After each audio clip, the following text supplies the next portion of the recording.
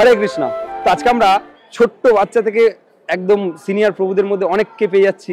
তো আমরা একজন প্রভুকে পেয়েছি। প্রভু হরে কৃষ্ণ। হরে কৃষ্ণ। প্রভু আপনার নামটা?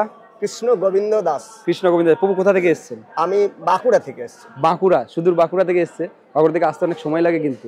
প্রভু মায়াপুরে কি আজকে থাকবেন? হ্যাঁ, মায়াপুরে থাকবো।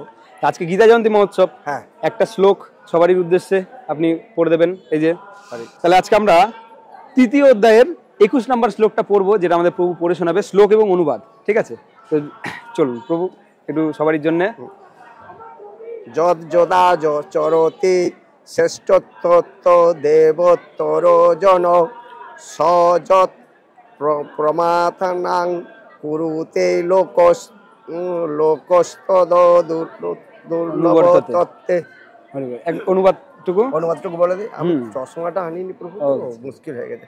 শ্রেষ্ঠ ব্যক্তি যেভাবে আচরণ করেন সাধারণ মানুষেরা তার অনুসরণ করে, তিনি যা প্রমাণ বলে স্বীকার করেন সমস্ত পৃথিবী তারই অনুগমন করে। তাৎপর্য। তো প্রভু আমাদেরকে একটা শ্লোক এবং অনুবাদ পড়ে শোনালো। প্রভু, ভগবদ গীতা মানুষের কেন পড়া উচিত? মানে আমার প্রতি পদে চলার জন্য ভগবদ গীতা হচ্ছে আমাদের manual guide book. Manual guide book একদম, মানে জীবনে চললে কি হবে না হবে সবকিছু আমরা গীতা থেকে জানতে পারি, পেয়ে যাই। তো আমাদের যারা দর্শকরা দেখছে তাদের সবাইকে আপনি একবার বলে দিন, সবাই মায়াপুরে আসবেন, গীতা সংগ্রহ করবেন, বলে দিন একটু। আপনারা আসতেন, সকলে মায়াপুরে আসবেন এবং গীতা সংগ্রহ করবেন, কৃষ্ণ ভক্তির পথে অগ্রসর হয়ে যাবেন। যদি আপনারা ক্রমাগত আসতে শুরু করেন, এখানে অবশ্যই ভক্ত হবেন।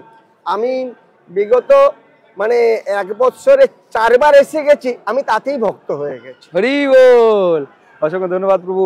সবাই যারা দেখছে আপনাকে দেখে খুবই ইন্সপায়ার হবে, কারণ অনেকে বলে যে অনেকে বলে না বয়স হলে তারপরে ভক্তি করব, এটা আপনার তো এখন মোটামুটি আমরা দেখলে যদি ছোট শিশু শৈশব থেকে যদি হওয়া যায় তাহলে সেটা সুযোগ হয়। আমরা সমস্ত জীবনটা অপচয় করে এসে ফেলেছি, আমাদের আর কোনো রেহাই নেই। তাও প্রভুপাদ কৃপা করে আমাদেরকে যে কৃপা করে টেনে নিয়েছেন নিত্যানন্দ মহাপ্রভু অবধূত, আমাদেরকে উনি বলেছেন আমাদেরকে উদ্ধার করবেন। প্রভুপাদের কৃপায় আমরা উদ্ধার হয়ে যাব, আর আমাদেরকে পুনরাগমন করতে হবে না।